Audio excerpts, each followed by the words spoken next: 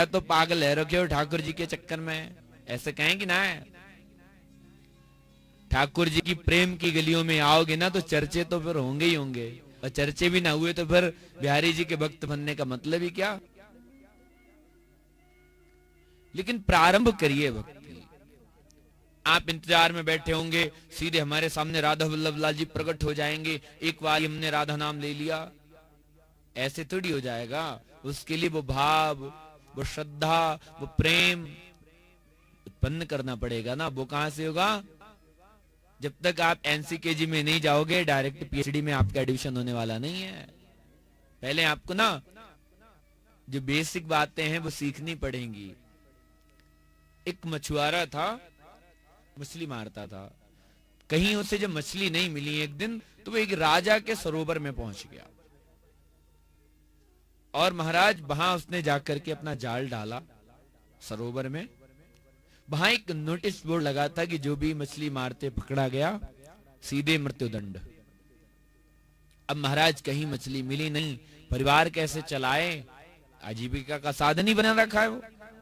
तो अभी जाल डाला ही था, तब तक राजा के आने की आवाज उसे सुनाई दी। राजा के आने की आहट सुनाई दी। हाथी घोड़े रथ के साथ, सैनिकों के साथ में। अब उसे पता है कि राजा तो छोड़ने वाला है नहीं, अगर देख लिया तो मृत्युदंड तो मिलना ही है।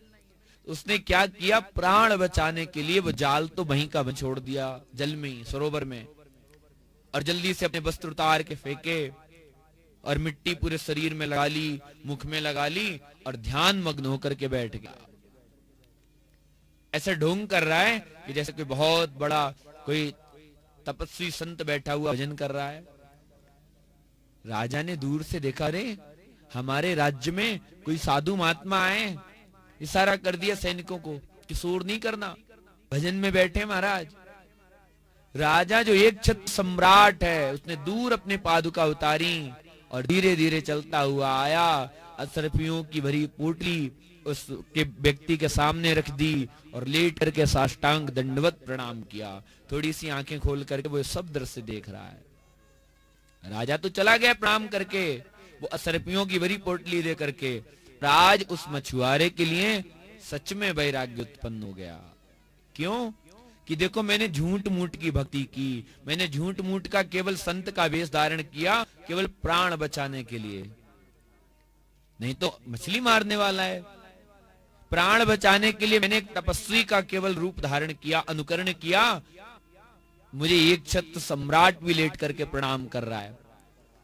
और रही बात धन की, तो देखो कितना सारा धन असरफियां शरण की मोहरें दे करके चला गया। अगर सच में मैं ठाकुर जी का भक्त बन जाऊं तो फिर क्या कृपा नहीं होगी हमारे जीवन में।